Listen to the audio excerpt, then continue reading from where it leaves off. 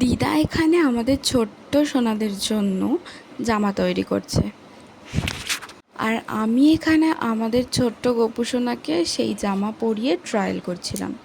এই জামাটা কেনা হয়েছে যদিও, তবে দেখো এই পাঞ্জাবি আর ধুতিটা পরে আমার ছোট্ট পাপাকে কি দারুণ লাগছে দেখতে।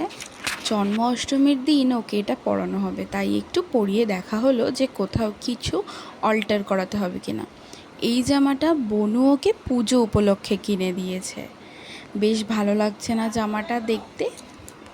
এই জামাটা মা কিনে দিয়েছে, আর এটা হলো আমাদের পুচকুটার জন্য, মানে পুচকু গোপালের জন্য। আর এটা পুচকু গোপালের জন্য দিদুন বানিয়ে দিয়েছে, সাথে এটাও। আর এই জামাটা আমি স্পেশালি দীঘা থেকে আমাদের সোনু বাবার জন্য নিয়ে এসেছি।